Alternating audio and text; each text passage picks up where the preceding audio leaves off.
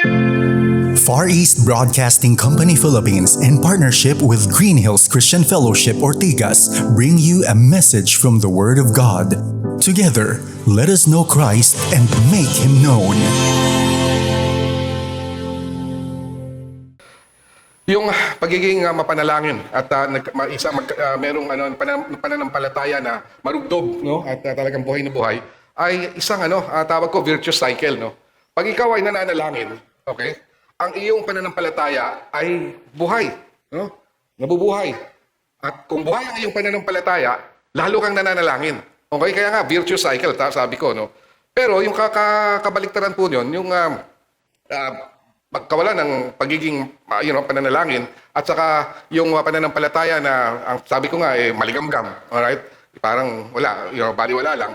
Ay naman, ang tawag doon vicious cycle, no? Hindi virtuous, vicious cycle. Kasi pagka maligamgam yung pananampalataya mo, hindi ka nagdadasal. Pag hindi ka nagdadasal, lalong nagiging maligamgam yung pananampalataya. So, yung dalawang yon ay parating magkasama. Hindi natin mapapaghiwalay. Ito yung problema sa simbahan ng Laodicea. Sila ay nandoon sa vicious cycle na yon, no? Spiritually complacent, nagiging prayerless, lalo nagiging spiritual complacent, lalo nagiging prayerless, no? So, yan lalong pasama ng pasama. Ang problema sa simbahan ng Laodicea ay ganito. Sila ay naniniwala na lang sa kanilang sarili. Ang tinatayuan nila ay ang kanilang kayamanan, yung kagalingan ng kanilang lipunan na maraming may magandang ang mga tawag doon, yung banking industry. Alright? May banking industry sila, meron silang textile industry, at saka pharmaceutical industry. 'Yon ang ng Laodicea, kaya mayaman. Mayaman yung lugar, no? And dahil sa kayamanan nila, akala nila hindi na nila kailangang magdasal. Nakakalimutan na nila ang Panginoon. Kaya si Jesucristo ay nagsasalita at kanyang tinitingnan at sinusuri yung simbahan parang isang sa kabuuan, sinasabi niya na eto ganito kayo, pero meron tayong mag-iingat tayo kasi sa kahit na anong organisasyon, hindi naman lahat ng kapatiran, okay, sa isang simbahan na malamya, okay, talagang malamya ang panalangin. May mga pailan-ilan diyan na talagang marubdob naman ang kanilang pananampalataya at saka sila yung mga tao na nananalangin. In fact, sabi nga ni Jesus Christ, ni Jesucristo, kumakatok siya, alam niya na may mga tao na pwedeng magbukas sa kanya at sasamahan niya para kumain, at magkaroon sila ng fellowship. So ganito ang gusto nating matutuhan, ito siguro to na Tagalog ko to. Maiiwasan natin ang matamlay na buhay espiritual at kakulangan sa panalangin sa pamamagitan ng pagwaksi sa kayabangan at pagtanggap sa mga biyaya ng Panginoon. Alright? I'll say it again. Maiiwasan natin ang matamlay na buhay espiritual at kakulangan sa panalangin sa pamamagitan ng pagwaksi sa kayabangan o kahambugan at pagtanggap sa mga biyaya ng Panginoon. Manalangin po muna tayo. Panginoon, buksan mo po ang aming mga puso habang binubuksan namin ang iyong salita. Paliwanagan mo po ang aming mga kaisipan sa liwanag ng iyong katotohanan. Gawin mo pong malambot ang aming mga puso upang kami matutong sumunod sa anumang iyong sasabihin sa amin ngayong hapon. Iyo pong itaas ang iyong pangalan at inyong tulungan ang kapatiran na maging simbahan na kaaya-aya sa inyo. Tulungan niyo po ang iyong tagapagsalita. Pagkat kung wala kayo, wala po kaming pinag-uusapan dito. Ito po ang panalangin namin sa ngalan ng matamis naming tagapagligtas, si Jesucristo. Amen. So, kung gusto nating mawaksi ang kawalan ng pananalangin at ang matamlay na pananampalataya, kailangan po natin ng masigasig na effort, hindi ito pwedeng mawala na basta-basta lang. Okay? Kailangan natin na talagang parati nating iniisip, kailangan na wag akong mayabang. Okay? Kailangan hindi ako hambog. Ngayon, siguro naman, pag pinataas ko ang kamay ninyo at sasabihin ko, sino sa inyo dyan ang magsasabi na hindi kayo kahit konti may kahambugan? Taas nga ang kamay. Sino sa inyo ang talagang walang kahambugan at walang kayabangan? Ha? Pag taas nyo ng kamay, ibig sabihin nagyayabang na kayo. Ha? Kahit pa paano lahat po tayo may konting ganun eh. Di ba? Hindi natin masasabi na tayo walang kabahid-bahid ng kayabangan. Kaya nga napakahirap tanggalin ito sa ating sistema, sa ating pagkatao. Ngayon, pag tinanggal natin to, hindi yan lang ang dapat natin gawin. Pag tinanggal natin yung kayabangan at kahambugan, hindi lang yun ang dapat natin gawin. Ang isang kwarto, pag tinanggal mo lahat ng gamit at nilinis mo, tapos wala kang ipinalit, ay maya-maya, pag balik mo doon mga isang buwan, puro alikabok na rin yun. May ibang papalit doon sa nilinis mong lugar. Isang ibang bagay na hindi mabuti at hindi masama. Mas masama rather. Kaya, pagka natanggal natin yung ating kayabangan, or unti-unti natin tinatanggal ang ating kayabangan, kailangan na ipinapalit tayo. At ano yung pinapalit natin na yun? Dapat kailangan natin pinapalit at nilalagay sa ating isip parati at sa ating puso yung lahat ng biyaya ng Panginoon na naaalala natin. Yun ang pumupuno sa atin. Para wala nang makapasok pang kung ano-anong kalokohan tulad ng kayabangan. So, ayan po ang ating ang titulo sa ating sa English ay prayerlessness, perils and prescription.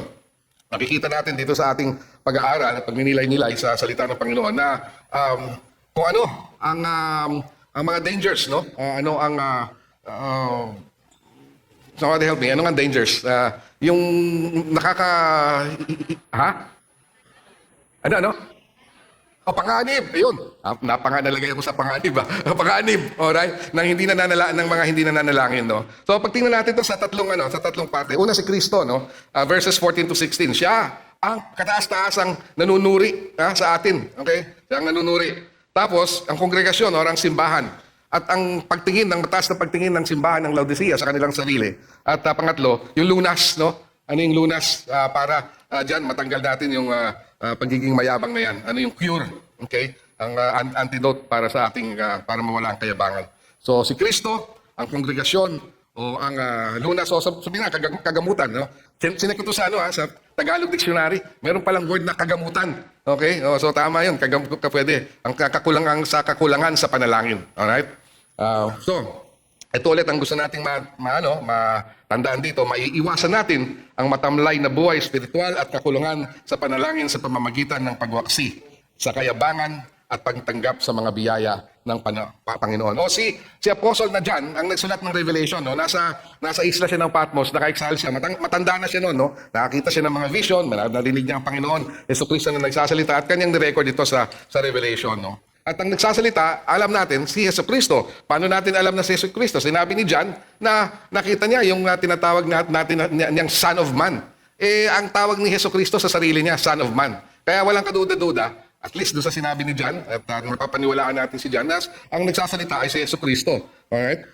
Tapos ito naman si Jesus natin, yung ating Panginoon, siya mismo nagsabi doon sa Revelation, chapter 1, verses 7 to 18. Siya nagsasalita, no? Sa English ko na lang po ito babasahin. Fear not, I am the first and the last, and the living one. I died, and behold, I am alive forevermore.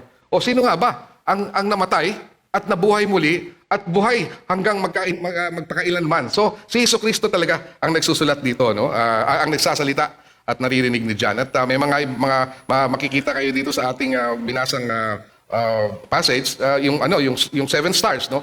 Yung mga stars, yun ang mga mensahero, yung mga anghel na pumupunta dun sa simbahan, 7 simbahan yung sinulatan ni Jesucristo, at meron siyang pahiwatig.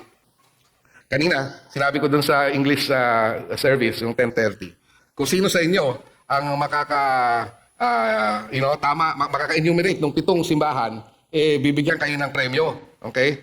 Pumunta lang po kayo kay Pastor Larry. Okay? Kunin yung premyo sa kanya. Tapos akala ko kasi wala si Pastor Larry. Doon pala kanina. Akala ko nandun siya kasi sa GCF Rizal. At hindi pala siya nagtuloy doon. Huwag niyo pumunta si Pastor Larry. Wala siyang pa-premyo ibibigay sa inyo. Pero ito po yung 7 simbahan. Yung Ephesus, Smyrna, Pergamum, Thyatira, Sardis, Philadelphia. At itong huli-huli yung ating pag-uusapan, ang Laodicea. Ngayon, nabanggit ko na, yung Laodicea ay mayaman. Mayaman na commercial center. Ang kanilang ang kanilang Diyos-Diyosan doon ay si Zeus, at saka meron silang isang Diyos-Diyosan na ang tawag nila ay Diyos para sa mga ng medicine, no? Kaya nga meron silang magandang ospital doon sa Laodicea. Pinagmamayabang nila yung kanilang mga medisina. Pero may problema ang Laodicea. Ang problema niya yung tubig. yung tubig na pumupunta sa kanilang lugar, hindi kagaya ng tubig na maiinom mo sa Colossae at saka doon sa Hierapolis, no? Yung sa Colossae, malamig, nakaka-presko, no? Pagka ikaw pagod at mainit ang panahon, pag ininom mo yun, maiibsan ang pagod mo. Refreshing, so cold and refreshing. Tapos yung galing naman sa Hierapolis, parang siguro kagaya nung ating sa Pansol, no? May heating, dahil mainit, no? May mga minerals, may healing qualities, no? Pagka siguro pag naglublub ka doon tulad sa Pansol, medyo gaganda ang pakiramdam mo, no? So yun yung kung bakit sinasabi na gusto ng Panginoon na malamig tayo, refreshing, o kaya yung mainit, no? Na nakakapaganda ng pakiramdam. So, ito si Kristo, ang tunay na kataas-taasang manunuri. Basahin ko na lang po, no, yung ating sa English. Dahil nagdala po ako ng Pilipino na Bible. Ang nagiging problema ko po, matanda na pala ako. Hindi ko na pala masyado. Napakaliit ito. Hindi ko na mababasa.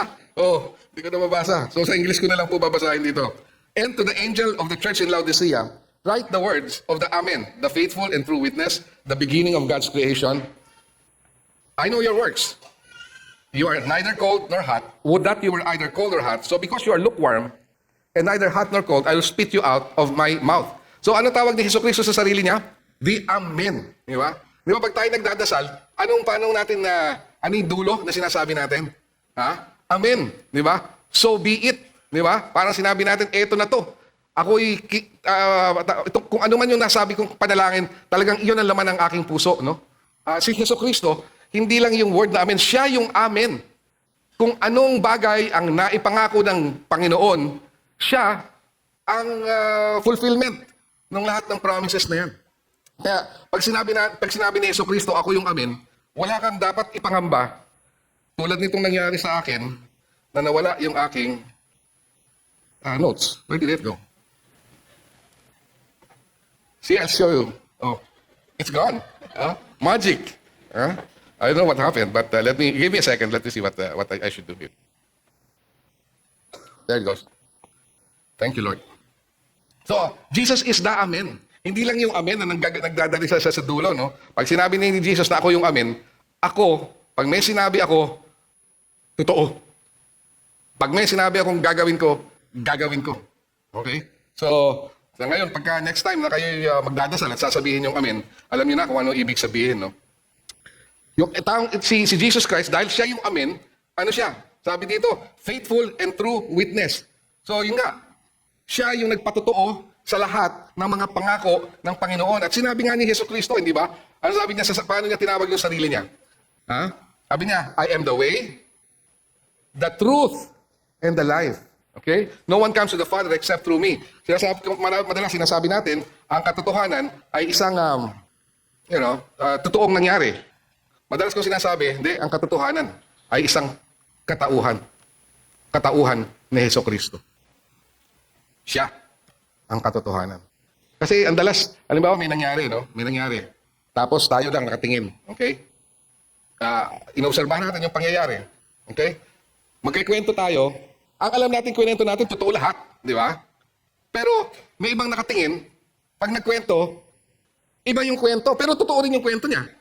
Di ba? So, si Jesus Christ wala eh. Hindi ganun eh. Si Jesus Christ yung kabuuhan ng katotohanan. Kaya nga sabi ko, kaya ang pangalan niya is truth. He is truth. Truth is not just an objective statement. I always say truth is a person. It's the person of the Lord Jesus Christ. And so, nung sinabi nga niya kay Pilate, nang tinatanong siya ni Pilate, ikaw ba'y hari? Sabi niya kay Pilato? Sinabi mo na hari ako. Yan ang dahilan kung bakit ako ipinanganak. Para malaman ng buong mundo na ako ang katotohanan. Ang hari natin ay ang katotohanan. Ang katotohanan ay si Jesucristo. At siya ay wala ng kapantay kung ang pinag-uusapan natin ay being almighty. Almighty. Ano sabi sa ating verse? He is the beginning of all creation. Hindi po ibig sabihin nun na siya yung unang nilalang. Hindi po ibig sabihin na siya ang unang nilalang. Ang ibig sabihin po ng He is the beginning of the creation is because He was the one who originated creation. Siya ang author ng creation. Siya ang gumawa ng lahat. Anong sabi sa Colossians? The Son is the image of the invisible God. In other words, the Son, Jesus Christ, pag nakita natin si Jesus Christ, anong sinabi nga niya Jesus Christ sa kanyang mga disipulo? Kung nakita niyo ako, nakita niyo na rin ang Ama. Diba?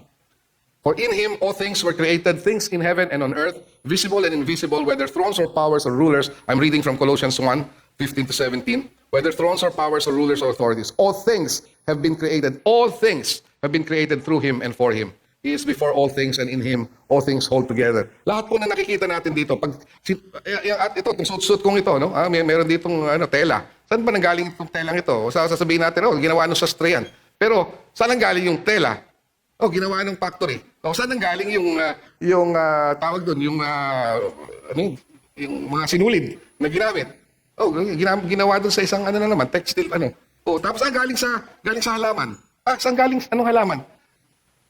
Dalhin nyo ng dalhin hanggang dulo. Isa lang ang pwedeng gumawa. Sino? Yung isang tao o isang Panginoon rather na walang simula. He is self-existent. Kung walang self-existent being, God, wala. Di ba? Meron bang pwedeng mangyari na walang panimula? Ayan nga, by the way, kung kayo nag-aaral ng apologetics, yan ang isang magandang inyong tawag diyan, dahilan kung bakit kayo naniniwala sa isang Diyos. Isang Diyos na hindi nilalang. Okay? So, He's Almighty. He is the beginning of all creation, meaning the one who created all things. And then, He is all-knowing. Ano sabi ni Jesus Christ? I know your works. Sino dito ang mga nagtatrabaho pa hanggang ngayon? Or, maski nagretiro na, nagtrabaho sa isang kumpanya. Taas lang po ng kamay. Ha? Okay. Kayo ba'y nagdaan na sa isang performance evaluation? Natatandaan niyo po ba yan? Ha? Nagdaan na ba kayo sa performance evaluation? Sino hindi nagdaan sa performance evaluation? Doon sa mga nagtrabaho. Taas lang po ng kamay. Ako pagalitan niyo yung kanyang organisasyon, ba't hindi sila gumagawa ng performance evaluation? Napakaganda na may performance evaluation ang isang kumpanya. Ngayon, si Jesucristo gumagawa ng performance evaluation doon sa simbahan ng Laodicea. Yung kanyang mga mata, ang kasabi doon sa Biblia, penetrating eyes of blazing fire. Meaning, kaya niyang pasukin yung ating kaibuturan ng ating puso para makita kung ano, hindi lang kung anong ginawa natin, kundi ang ating motibo. Ano ang nasa ating puso. Alright? Kaya nga, siya lang ang pwedeng maghusga na perfecto, no? Pero kahit na nga sinasabi ko na, ang gusto ko talaga ang performance evaluation, kasi nakakatulong, no? Nakakatulong. Pero kailangan maging objective at saka maging fair, di ba? Okay? While challenging, performance evaluation is helpful. It identifies strengths and weaknesses. We can get to know the positive qualities we can leverage on and shortcomings or gaps we can work on to improve. Napakagandang ma-evaluate kayo. Alam nyo, sasabihin ko sa inyo, kung meron kayong talagang kaibigan na maaasahan at mataas ang inyong pagtingin, sabihin nyo, tingnan nyo, ano mga ako, i-evaluate mo nga ako. Saan bang maganda kong ginagawa? Ano bang pagkukulang ko? At kung kayo'y mahal ng kaibigan nyo, medyo kilala naman talaga yun ng kaibigan nyo, baka makatulong. Maganda na may nagsasabi sa inyo kung ano ang maganda sa inyo at ano ang mga kakulangan nyo. The quality of a performance evaluation is a function of what? Okay? Information, okay? Standards, the character of the evaluator, at saka yung relationship nung nag-e-evaluate at saka nung ini-evaluate. Diba? 4 yun. Information, in other words, pag ina-evaluate ka, dapat yung data, yung impormasyon nila tungkol sa ginawa mo, kailan mo ginawa, gaano kagaling ang paggagawa mo, dapat kumpleto, no? At saka dapat correct, di ba? Para may base talaga yung evaluation. Tapos dapat ikukumpara sa isang standard, di ba? Kung halimbawa 100, okay? Ang dapat mong nagawang butones, okay? Ang nagawa mo lang 80. Dapat i-compare doon sa 100. Tapos sigurado na yung nabilang 80, no? Di kulang ka. Pero pag nagawa mong 120, di medyo di ba? Mataas, no? So information, standard, at sinabi ko standard, okay? Na si Jesucristo, walang problema na si Jesucristo ang nag-evaluate kasi siya gumawa ng standard eh. Alam niya kung ano yung standard. Kaya alam niya yung puso natin.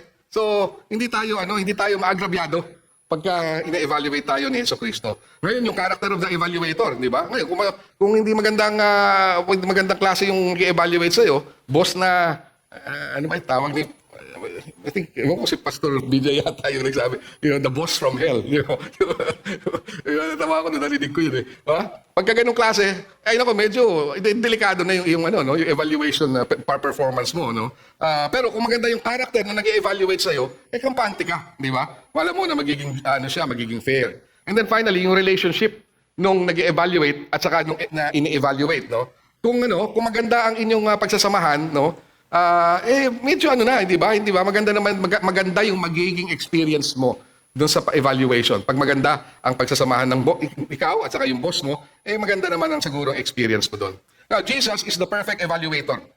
He has complete and correct information about you and me. He knows his standards, and this is the only acceptable standard. He is just and fair. He sees our hearts. He knows our motives. And he knows the quality of our relationship with him.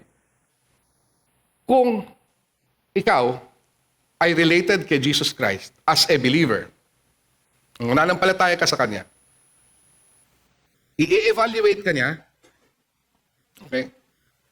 I-assess ka niya to help us mature in the faith. Paano nangyayari yun? Paano ginagawa ni Jesus Christ yun? Nagbabasa ka ng Biblia, di ba? Di ba? Tapos, pumapasok sa isip mo, ganito ba ako? Di ba? Tapos, sinasabi ng Biblia, parang hindi ako ganito The Holy Spirit is speaking to you. Di ba? Yun, ini-evaluate ka. Pero, hindi ka ini-evaluate ni Jesus Christ para i-condemn. Okay? Ini-evaluate ka ni Jesus Christ para tulungan ka lumago sa iyong pananampalataya. Kaya, sinasabi ko, maging masaya tayo kung, halimbawa, nagbabasa ka ng Biblia at medyo tinatamaan ka. Okay? Ibig sabihin na nangungusap ang Panginoon. Magpasalamat tayo. Alright? At gawin natin kung anong sinasabi niya sa atin. Ngayon, kung nagbabasa ka ng Biblia at natutuwa ka naman doon sa nababasa mo na parang, ay Lord, parang malapit na ako maging ganito O di, magpasalamat tayo. Di ba? At nangungusap ang Panginoon sa atin na natutuwa siya sa atin. Di ba? So, paano ina-assess ni Jesucristo itong simbahan sa Laodicea? Ano sabi niya? You are neither cold nor hot. Would that you were either cold or hot. So because you are lukewarm and neither hot nor cold, ayun, sasabihin natin mamaya kung anong gagawin sa ni Jesucristo. So, nabanggit na natin, hindi ko na patatagalin. Sinabi niya na para kayong hindi kayong malamig na tubig, na nanggagaling sa Colossae na nakaka-refresh. Tapos hindi rin naman kayo mainit na nakaka-heal, Nasaan ka ba? Hindi ba? Lukewarm. Maligamgam. Sino ang gustong tawag doon? Kumain ng sopas na maligamgam. Wala, hindi walang init, hindi rin naman malamig, O sino ba ang masaya pag gaganda ng sopas nyo? Meron ba? O kung normal kayo, siguro ayaw nyo rin nun, di ba? Pero sabihin ko lang, baka may mga Italiano dito merong malamig na sopas, yung gazpacho. Malamig talaga yun na sinisilbi, Pero pangkaraniwan, yung sopas, dapat mainit, Hindi pwedeng maligamgam. Ngayon, sa kape naman, sinabi ko nga ako, may gustong kape na, kanina tinatanong nila ako kung anong brand ng kape. Kung saan ako bumibili nun. Pero gusto ko rin yung malamig na kape. Yung may yellow, tapos may caramel, tapos yung sineshake, Tapos, uupo na ako sa corner niya, Tapos bistro, daming yellow ganyan. Tapos, wow, sarap. Yung tawag ko doon, Doppio caramel ice shaken. Okay? Kailangan mong, hindi mo makikita yung sa kahit na, kailangan sabihin mo dun sa barista, gumawa, paggawa niyo. Tingnan niyo kung magagawa nila. Okay? So, yun, nabanggit na natin, yung assessment ni Jesus Christ, Gusto niya, refreshing tayo. Malamig. At gusto niya na yung init natin ay nakaka-heal ng mga relationships, Okay? Ano ngayon ang sabi ni Jesus Christ? Dahil sa hindi kayo malamig, at dahil sa hindi naman kayo mainit, napakamaligam-gam nyo, anong gagawin ko? Ano sabi ni Jesus Christ? Kung iisipin nyo talaga, yung sa English nakalagay, spit, spit it, I'll spit you out. Pero pag binasa mo talaga yun, alam mo, ibig sabihin nun, isusuka ko kayo. Ang sakit, kung ganyan kayo, hindi man lang kayo refreshing, hindi rin man lang kayo nag-heal ng relationships, hindi kayo nag-share ng gospel at hinihil yung relationship with God, at kayo pag nag-aaway-away, hindi kayo nagbabati-bati, ayaw ko, parang, hindi ko kayo gusto pagka ganyan at hindi kayo nag-repent. Okay? So, ayaw ni Lord yan. So at pag ganyan, naduduwal ang ating Panginoon. Kaya ito ngayon ang gusto nating mapang-aaral na makuha dito. Isusuka ni Kristo ang simbahan at mga mananampalataya na maligamgam at matamlay ang buhay espiritual. Napakalakas po na yun. Medyo, iniisip ko kung paano ko sasabihin to, pero wala akong ibang paraan na sabihin. Isusuka ni Kristo ang simbahan at mga mananampalataya na maligamgam at matamlay ang buhay espiritual. Spiritually complacent churches and believers seeking Jesus. So, paano tayo, pag tinignan tayo ni Jesucristo, ito simbahan natin, at tinignan ni Jesucristo ang kaibuturan ng ating mga puso, paano niya tayo i-assess? Ano ang sasabihin niya? Tayo ba'y magandang, may kalamigan, hindi ka malamig ang pananampalataya, malamig na pagka ininom tayo ng taong, uhaw na uhaw at galing sa init, marerefresh? Okay? Or tayo ba ay, pag nagpunta dito, para tayong yung mainit na tubig na galing sa Hierapolis na, maghihil ang mga relationships natin. O ano ba tayo? Spiritually complacent ba tayo? Lukewarm? Tayo ba'y kanyang isusuka? Ngayon, doon sa mga tao na medyo nahihirapan na gumawa ng objective assessment, baka kaya about our church, no? Yun sa sarili nyo, kaya nyung gawan niya na assessment. Kilala nyo naman ang sarili nyo. Pero kung tungkol sa GCF, ina-assess nyo kung lukewarm ba tong church na to, or hot or cold, at hindi nyo masabi, baka kaya kayo nahihirapan dahil wala kayong sinasamahan na ministry, no? Dito, kaya you don't have enough information. So siguro ang ano ko sa inyo, ang maipapayo ko sa inyo, sumama kayo sa isang ministry, maski growth group kung wala pa kayong growth group, para malaman niyo kung ano talaga ang GCF at magkaroon kayo ng base kung masasabi ba natin na yung GCF ay refreshing o healing or wala lang, matamlay lang. Okay? So sana sumama kayo sa isang activity dito sa church. O tingnan naman natin itong kongregasyon, ang kanilang mayabang, mahambog na pagtingin sa sarili. Ang kongregasyon, ang kayabangan ng pansariling pagsusuri. Anong nakalagay dito sa Revelation chapter 3 verse 17? For you, meaning Laodicea, you say, I am rich, I have prospered, and I need nothing. Not realizing that you are wretched, pitiable, poor, blind, and naked. Ito ang problema ngayon ng church ng Laodicea. Masyado na silang kampante sa kanilang kahambugan. Masyado na silang kampante sa kanilang kayabangan. Kaya sabi ko dito, nestled in harmful hubris. Yung hubris po ay kayabangan, pride. So they were pridefully wealthy, arrogant that they have everything they need and even more. Alright? Wala na silang pakialam, sa iba. Hindi na nga sila nire-refresh yung mga ibang tao at hindi na sila, pag pumasok sa kanilang simbahan, wala lang, ganoon lang. They're not creating relationships and healing relationships. Therefore, wala silang pangangailangan sa Panginoon. Pag wala ka ng pangangailangan sa Panginoon, ano nangyayari? Ano nangyayari? Spiritually complacent, ano nangyayari? Hindi na nananalangin. Alright? They no longer need to depend on God. They no longer need to pray. Most of the believers were filthy rich materially. They became arrogant because of their wealth. They found security and status sa kanilang mga bank accounts.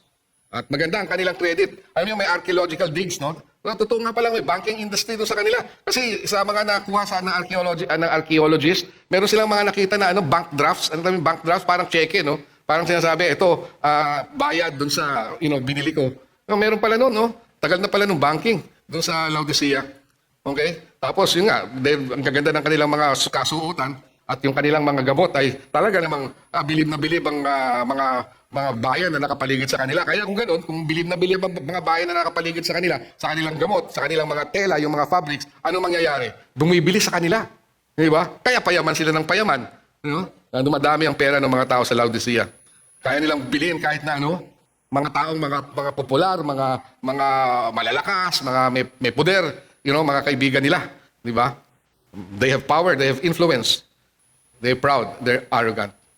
At pag titingnan mo ang listahan ng mga, di ba, kayo ba, pag may problema kayo, meron ba kayong listahan ng mga tao na pupuntahan nyo? Meron kayong 1, 2, 3, pag ito, may problema ko, itong mga taong ito, pupuntahan ko. Sana kung may listahan kayong ganon, yung unang pangalan sa listahan na yun, ay sana ang Panginoon. Naalala ko parati pagka itong ganitong klaseng topic ang ating sinasabi, pinapangaral ko. Sorry Betty, sasabihin ko to. Sabi ni Betty, wag ko daw sabihin . Pero pagka meron akong problema, at pupunta ako sa misis ko, at sasabihin ko yung problema kung ganon. Alam mo, sasabihin na sa akin ng wife ko, Sinabi mo na ba yan kay Lord? Yan ang sasabihin niya sa akin. Oo. Di ba? Kasi siya dapat yung una eh. Siya dapat ang una nating go-to person. O kaya, meron ba kayo ng list ng mga malalakas na tao na pagka may problema kayo? Yung, hindi naman problema, yung talagang sinasabi nyo, itong taong ito, talagang boss ko to, magbabawa ko sa kanya. Susunod ako sa kanya. Meron ba kayong ganyan listahan? Sana sa listahan na yan, ang unang pangalan na nakalagay ay ang Panginoon. Ha? Pangalan ng Panginoon. Yan. Yeah. But ang problema sa Laodicea, dahil nga wala silang pangangailangan, nasa kanila na lahat, they didn't need God. They became selfish and self-centered and spiritually complacent. And kung hindi tayo maingat, earthly treasures can lead us astray, away from eternal treasures. Napakadali po na tayo'y matukso at maisip na pag marami na tayong salapi, marami tayong mga kaibigan, malaki yung mansyon natin, o kung ano man, maisip natin na hindi na natin kailangan ang Panginoon. Ang nagiging treasure na lang natin ay yung ating nakikita at na-experience. Nakakalimutan natin na merong mas mahalagang eternal treasures. Material wealth, wonderful relationships, at saka professional success can make us proud and smug in our self-sufficiency. We forget, nakakalimutan natin na ang Panginoon ang pinanggagalingan at ang nagbibigay ng lahat ng meron tayo. Secure and confident in our finances, assets, skills, our effort, our network, mga taong nakapaligid sa atin. Pag tayo'y may ginagawa na lang natin sa paraan na alam natin, galing naman ako eh. Di ba? Alam ko, naintindihan ko yan. Ganito discarded yan. Okay? Hindi na natin tinatanong, Panginoon, ano ba gusto mong gawin ko? We don't depend on God. God is nowhere in the picture. We don't pray. Andito tayo, pagka gano'n na tayo, nandun tayo sa perilous, vicious cycle of prayerlessness and spiritual complacency. Now, wag niyo masyadong mamasain yung mga sinasabi kong ito na hindi kailangan tayo magkaroon ng security, no? Maganda na meron tayong level of security. Kaya nga, kung meron man kayong maisusubi, bawa sa mga sweldo nyo, magtabi kayo ng kahit konti. Yun, bangkero ko, kaya sinasabi ko, save a little, di ba? Kung may susubi kayo, gawin nyo para kahit papaano, pag medyo nalagay kayo sa alanganin, meron naman din kayong mahuhugot. Pero hindi ang ibig sabihin nun, doon kayo nakasalalay. Di ba? Hindi tayo nakasalalay doon. Masama, pag kayo nang sinasabi natin, marami na ako naisubi. Okay na ako. Kampante na ako. Ay, hindi po. Pagka ikaw ay self-sufficient, okay? At iniisip mo na secure ka, tayo nakatayo sa sinasabi na sa English nga, yung slippery slope. Yung madulas na, ano yan? Hindi yung slope. Ano ba yun? Yung pag gano'n, no? Pag matagal kang nakatayo dyan sa slippery slope na yan, at masyado kang kampante, ano mangyayari? Madudulas ka. Talagang, ano nga sabi nila? Sabi natin, pupulutin ka nila sa kangkungan. Ganun. Talagang, delikado. Delikado. Ang pag tumatayo ka sa sarili mong kalakasan. That's a slippery slope. You don't want to be standing there. We must find our security in God who supplies all that we need, who gives us only what is good for us. So, itong mga tao sa Laodicea, masyadong kampante, no? Sa kanilang kayabangan. Okay? Anong kailangan nila? Kailangan nila ng honest humility. Okay? Honest humility. Maging mapagkumbaba. No? Ano nga sabi naman? Magpakatotoo tayo. Hindi tayo ang bida. Alright? Ang bida ang Panginoon.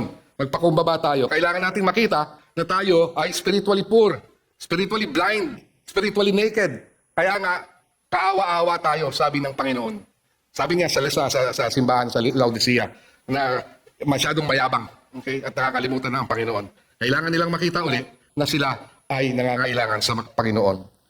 To recognize that our only security, indeed, both earthly and eternal safety, is in God alone. Kailangan natin magpakumbaba at kailangan nating tanggapin na kung wala ang Panginoon, wala tayo. Kung wala ang Panginoon, wala tayo. We are in desperate need of God. We need to be honest and humble in our self-assessment. Gusto din Panginoon sa simbahan ng Laodicea na isipin ng Laodicea na hindi sila okay. Hindi sila okay. Alam niyo, maganda pa minsan talaga, isipin natin na hindi tayo okay. May problema tayo, makasalanan tayo. Okay? Naglalakad tayo kanina dyan sa Robinson's Galleria. Merong una upo doon sa gusto nating upuan. Naisip natin kagad, pambihira na yan. Dapat akin yan eh. Okay, nakipag-unahan pa tayo. Ha? Kaya nga itong simbahan sa Laodicea, sabi ng Lord, miserable and wretched, pitiable. Pero, ganito. Now, isipin niyo itong taong ito. Okay? Napakayaman. Okay? Tuwing nakikita mo yung kanyang suot eh. By the way, wala akong pinapatamaan, no? Pagka parating branded ang clothes niyo, hindi ko ibig sabihin na, kayo yung masamang tao. Pero, parating branded yung clothes niya, no? Tapos yung kanyang relo, parating, bagong brand, no? Minsan di mo na nga malaman kung ano yung nakikita mo dun sa relo, no? Tapos, yung kanyang latest na cellphone, parating kung may bagong labas na cellphone, bago yung cellphone niya, di ba? 5G, ito nga, tinitingnan ko yung pinakamagandang cellphone. Hindi ko na maintindihan. Ano ba yung 48MP triple lens array? Sabi ko, wow, baka napakaganda nito. Tapos parating bago yung kotse na kanyang dinadrive. Tapos pag nakikita mo siya, madalas, hindi madalas, parati na lang, nasa isang restaurant na napakamahal. Kasama mga tao na popular at mga malalakas, no, powerful. Tapos, narinig mo, nung isang taon, nagpunta na nga ng Italy yung buong pamilya.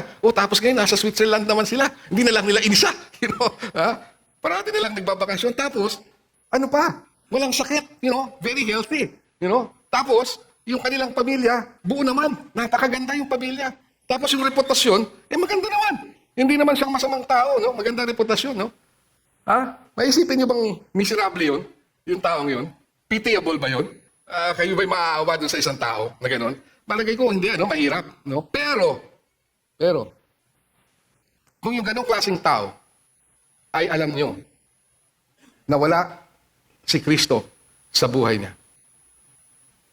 Kahit na gano'ng karangya at saka kahit na gano'ng kaganda ang kanyang pamilya, ang kanyang reputasyon, isipin nyo na yung taong yun ay kaawa-awa.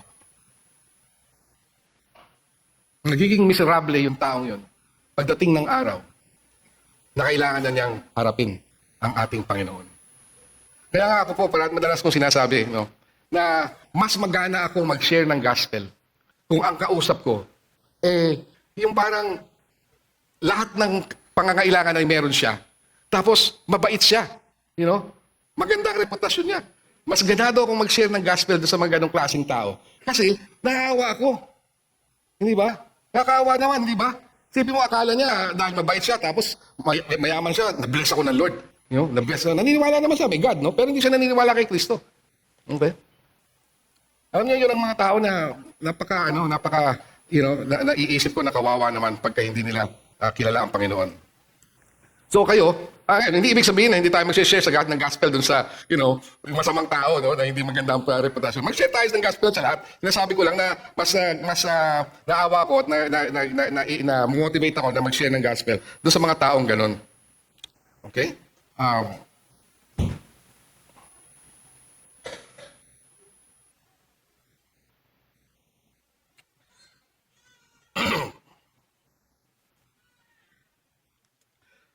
Ang simbahan ng Laodicea ay ang nangyari sa kanila nga dahil sa masyado silang mayaman, naging self-sufficient sila.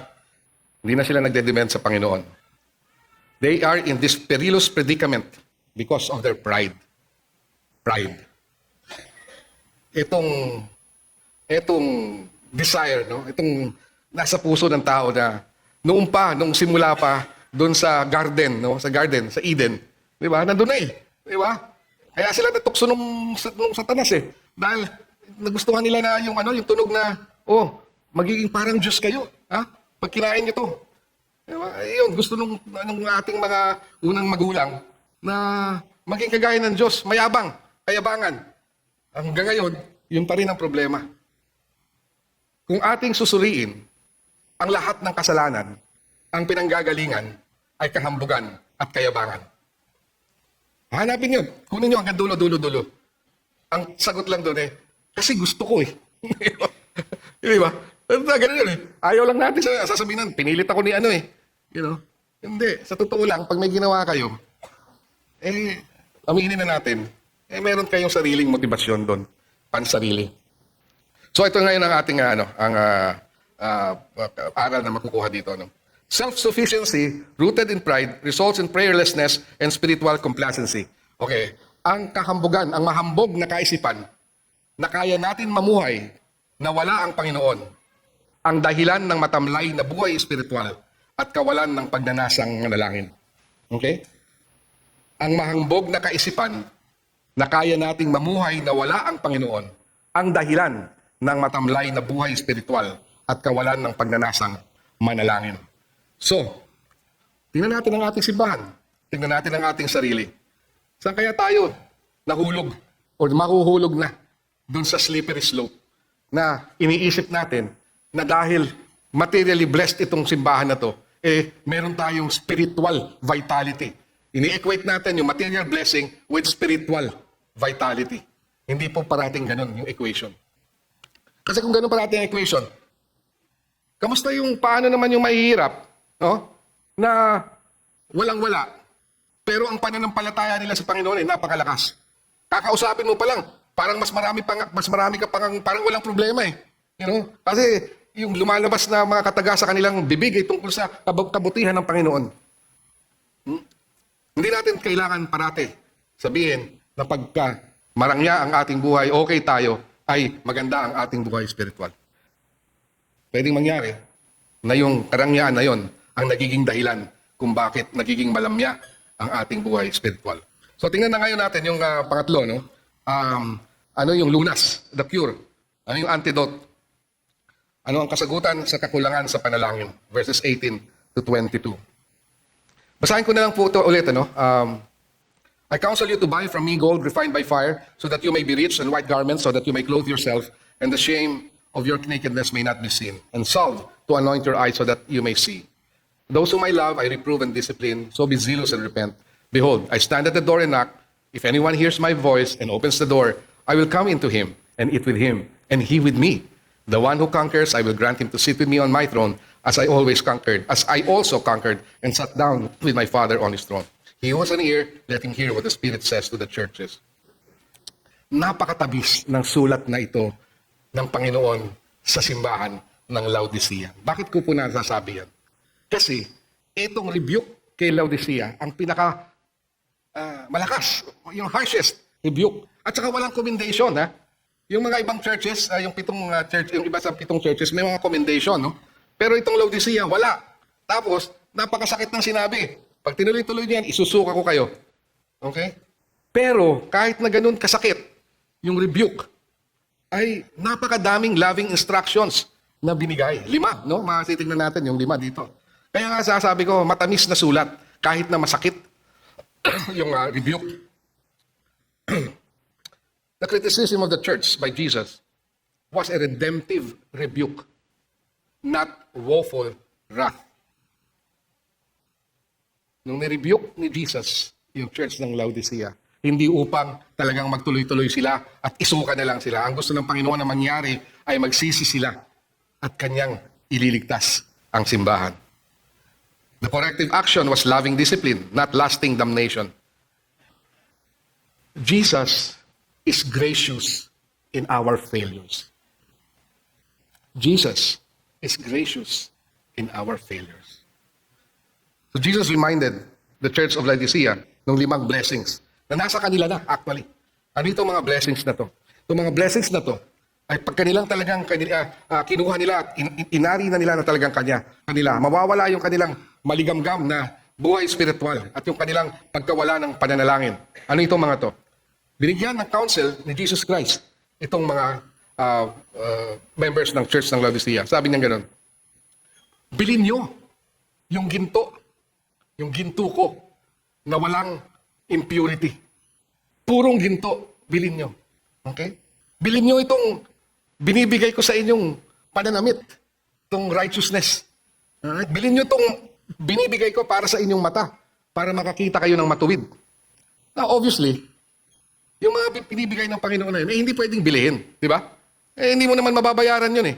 Pero, dahil nga mga negosyante siguro itong mga taga-Laodicea, ang alam nilang, lengguwahe, siyempre may kapalit. Di ba? May kapalit.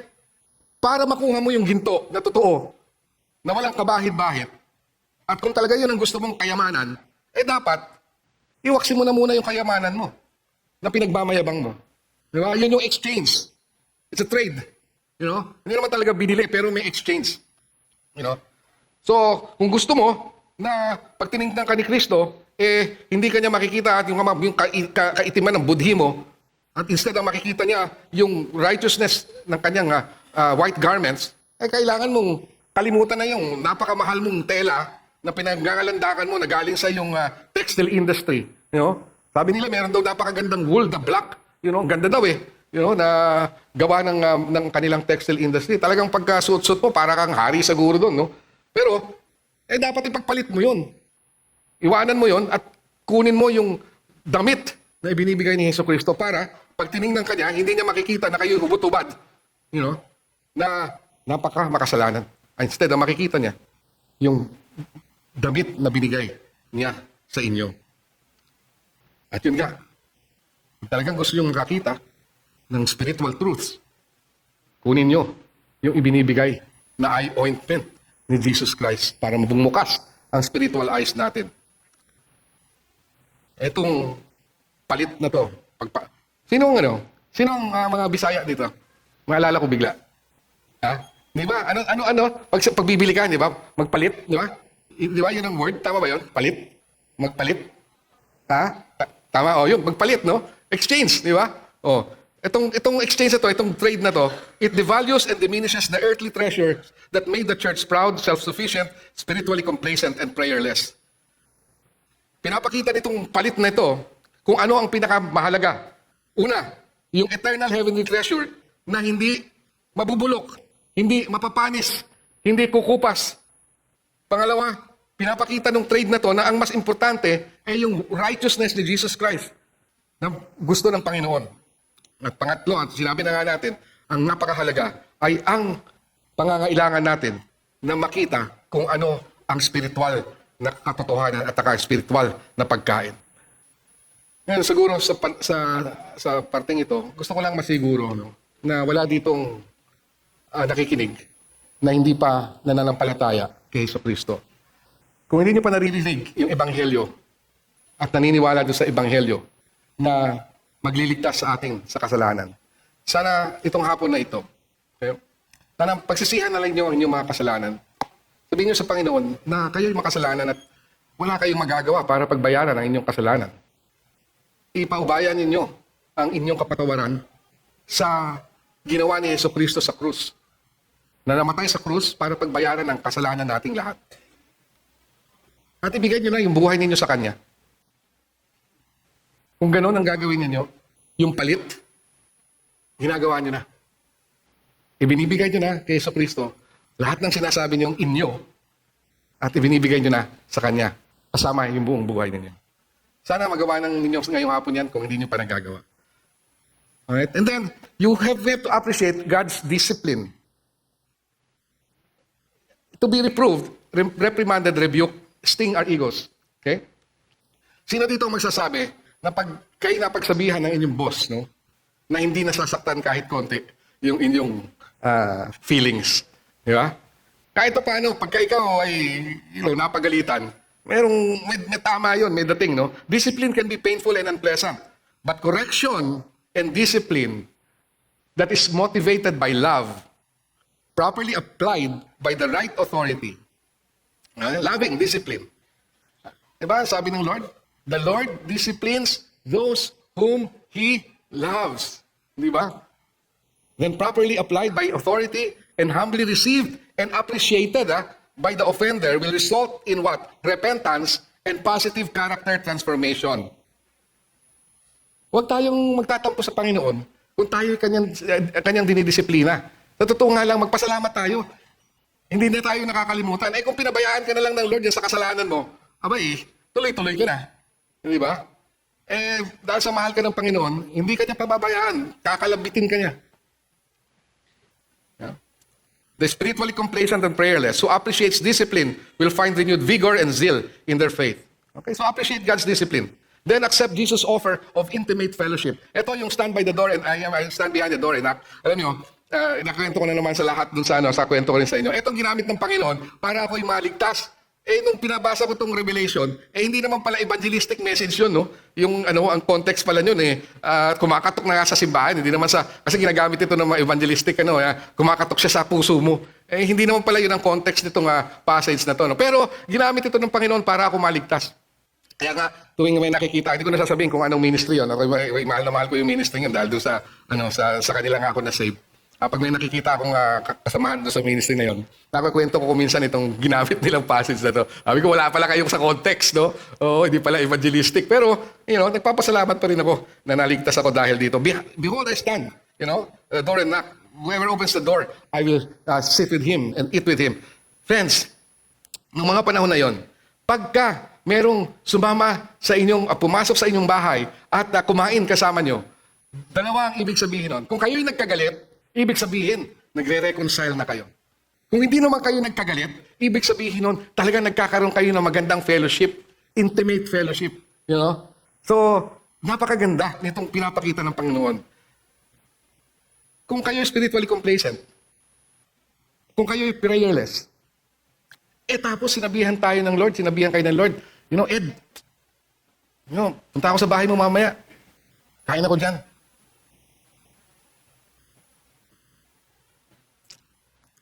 Hindi ba napakaganda? Na yung Panginoon mo, yung Panginoon na pinaniwalaan mo, na napakatagal, at pinagsilbihan mo ng napakatagal, na kahit nagkapulang ka, mahal na mahal ka pa rin niya, at sasabihin sa'yo, kain ako dyan sa bahay mo. Oh, that will be the day. And the object of your faith himself will be eating with you. Accept Jesus' offer of intimate fellowship. And then anticipate guaranteed victory. Mga kapatid, kahit na ano pa ang nakikita nyo sa mundo, kahit ano pa ang nakikita nyo sa inyong kapagligiran, huwag nyo pong kakalimutan na sa oras na ito, ang ating hari ay nakaupo sa kanyang trono at siya ang hari ng sangkalibutan. Walang isang segundo na hindi siya hari. At ang sinasabi niya, uupo ka kasama ko dito sa trono ko kung ikay nananampalataya ka sa akin. At ano po ibig sabihin nun? Iniimbitahan tayo hindi lang para kumain na kasama niya. Iniimbitahan niya tayo para ma-share yung kanyang kapangyarihan, yung kanyang authority. At tayo, kung meron tayong kapangyarihan at authority na binigay ng ating hari at sinabi sa atin, humayo kayo. Humayo kayo. Sabihin niyo ang ebanghelyo. I-share niyo ako, ang hari ninyo. Hindi ba magkakaroon tayo ng lakas ng loob? Hindi ba magkakaroon tayo ng pagnanasa na gawin yon at sumunod sa ating hari? Dahil alam natin na even now, our King is ruling. There is not a single second where He is not sovereign King. And so we can go. Hindi tayo kailangan maging mayabang. Pero we can go with the authority of the King. With the power from the King. So let's do that.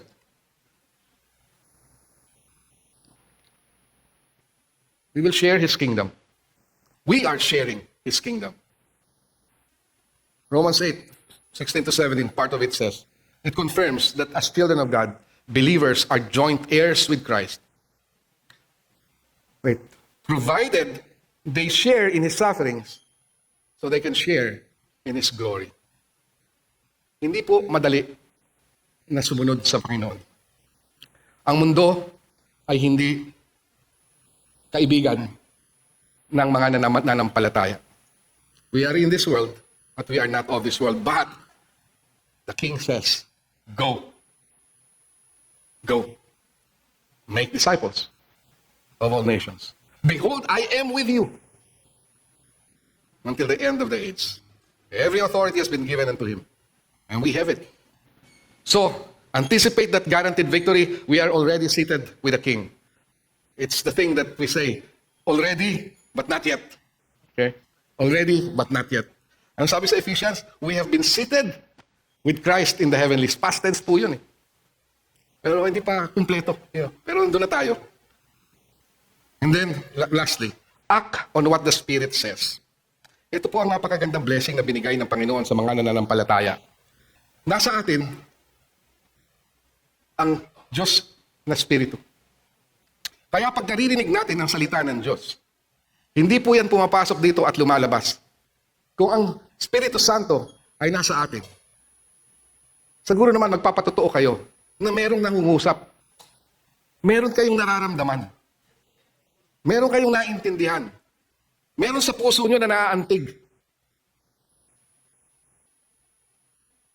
We have the blessing of the Spirit, which clarifies God's word, convicts us of the truth, comforts us with the Lord's assurances, and helps us to pray when we do not know what to pray for. That's the word of the Lord. So act on what the Spirit says.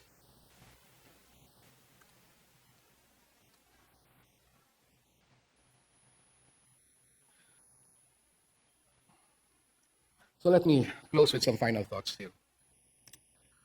Ano ba ang dahilan ng ating maligamgam na pananampalataya at ang pagkawalan ng ating kagustuhan na manalangin? Ang dahilan po, ang punot dulo, ay ang ating kahambugan. Nakakalimutan natin na ang Panginoon ang pinanggalingan ng lahat ng meron tayo. Kung atin pong iwawaksi ang kahambugan na yan, ang susunod nating gagawin ay magpapasalamat dun sa mga biyayang nabanggit ko na. Yung 5 biyayang yun at marami pang iba. At yung ating papasalamat na yan, at ang ating pag-praise sa Panginoon para sa mga blessings na yan, ay tutuloy na rin yan sa ating panalangin na, Lord, bigyan mo po ako ng kailangan ko. Siguro gusto kong gawin, no? Dito sa natitirang oras natin.